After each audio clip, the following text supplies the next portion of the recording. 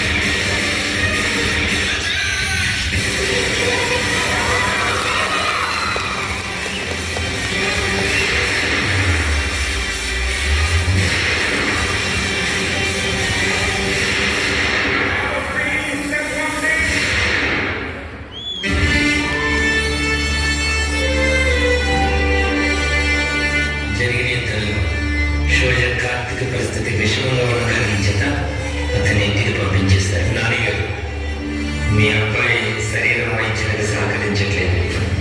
వెంటనే ఆపరేషన్ చేయాలి. నా కొడుకు యుద్ధంలో తీవ్రంగా గాయమై హాస్పిటల్లో ఉన్నాడు. నీ కొడుకు డాక్టర్ లేదా?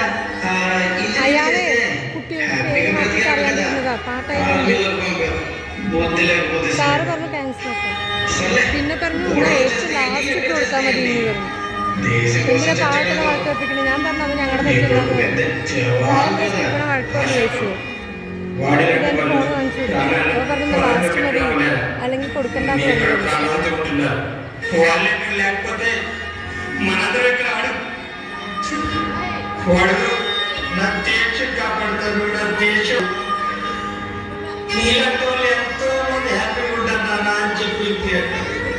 శత్రువుకి గుండెకి గుండె ఎదుర నిలబడి సమాధానం చెప్పే సైనికుడు నా కొడుకు. కార్తీక్, నువ్వు ఇక్కడ పడుకుంటే దేశం కాపాడాడు. నువ్వు ఎలా కదా, నువ్వు జవాబు కదా, నా కొడుకు జవాబు.